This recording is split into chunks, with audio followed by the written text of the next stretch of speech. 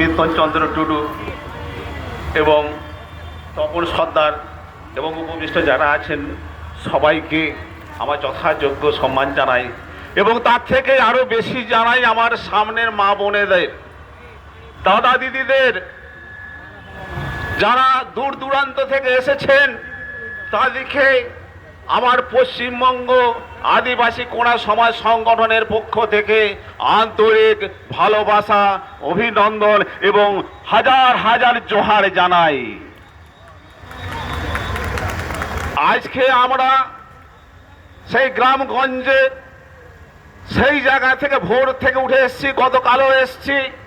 আমরা মাত্র ক্ষেত খামারে মানুষ, সবাই আসতে পারেনি, তবু আমরা যে গুটি কথাকে সেইখানে যা সমাগম হয়েছে তাতে এই কলকাতার যে তাপটা ছিল, যেমন পারদ যেমন নিচে নেমে গেছিল, সেই উত্তাপ আরো বেড়ে গেছে।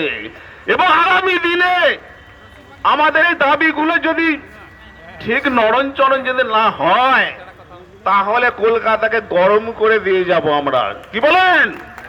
হবে তো, হবে তো। আরে আমরা এসছি কি, আমরা তো সবাই আদিবাসী। আরে সরকার করেছে আমাদের নিজ ভূমে পরবাসী।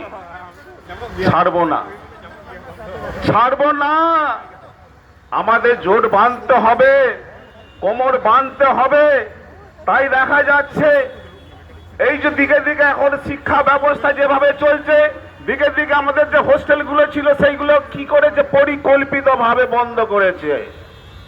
আমি হোস্টেল প্রোডাক্ট, আমার মা বাবারা কি করতে, সকালবেলা কাজে চলে যেতেন, কি আমাদের আদিবাসীরা যাচ্ছে না, বাচ্চারা কি করছে, দুটো ফ্যান ভাত খুদ খাটা খেয়ে মানুষ হয়েছি। সেই জায়গাটা পরিবেশ আমরা পেয়েছিলাম হোস্টেলে, তাই আজকে এই জায়গা আসতে পেরেছি। আর আজকের দিনে কি করছে, ইচ্ছা না সদিচ্ছার অভাব। সরকার কিন্তু চিন্তা ভাবনা করেছে আদিবাসীরা জাগছে, অতএব এদের কি করা যাক, বেশি বেশি করে কি খুলছে, হোস্টেলগুলো বন্ধ করে দিচ্ছে, বিদ্যালয় বন্ধ করে দিচ্ছে, রুগ্ন করে দিচ্ছে। সেই জায়গায় বেশি বেশি করে কি দিচ্ছে, মদের দোকান। জানে আদিবাসীরা এরা হাড়া খায়, পাচুই খায়, বাংলা খায়, দে বেটা মাতিয়ে দে, উচ্ছন্নে যাকেরা। কিন্তু না বন্ধু, না মা বোনেরা, আমাদের কিন্তু জাগতে হবে। সেই আমাদের 2006 সালে যে বন অধিকার আইন কার্যকর করতে হবে। আজকে 2023 সালে কি করছে, ইচ্ছাকৃতভাবে পরিকল্পিতভাবে যে যাই বলুক, এই সরকার যদি আমাদের দাবিগুলো মানে তাহলে কিন্তু আমরা ঠিক আছি, আর নচেত আমরা হেলে সাপ নয়।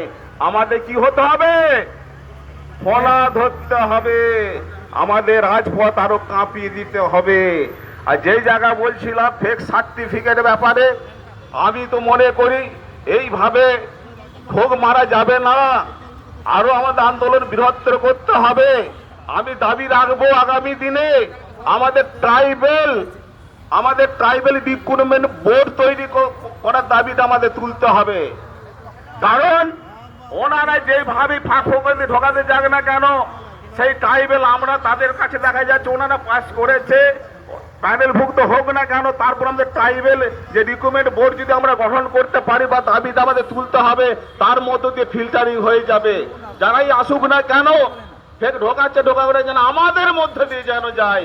আমরা চিনে নেব, বাবু তুমি ব্যানার্জি এসটি হয়েছ, পার্সেল বাবু বলে গেলেন তুমি চক্রবর্তী, তুমি খাতুন।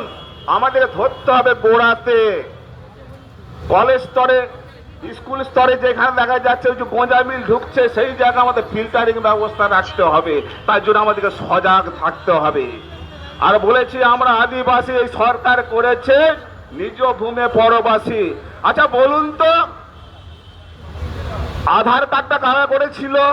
আমরা লেখাপড়া জানি নাই বাবু, আমরা ইঁদুর বান্দর ধরে খাই, আমরা লেখাপড়া চোখ থাকতো অন্ধ। আমরা তো গেছি, ওনারা কি করছে,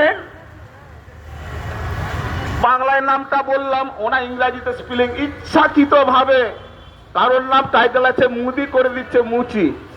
কি হয়নি?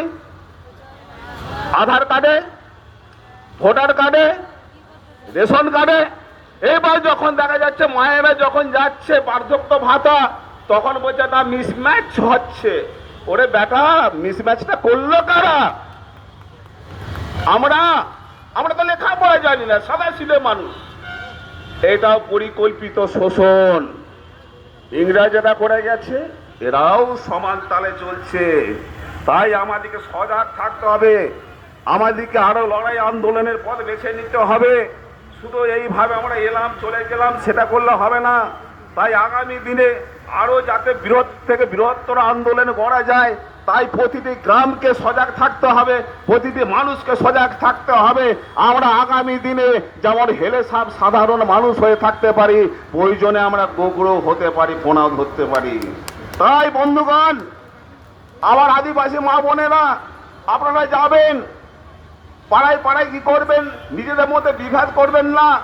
আর আমার দিকে দেখা যাচ্ছে বিভিন্ন রাজনৈতিক দল কি করে, মৌরক লড়াই দেখেছেন তো, এও কানটা বলে দিল, ও কানটা বলে দিল, নিজেদের মধ্যে লড়াইটা লাগিয়ে দিল, মাঝখানে ফায়দা লুটছে।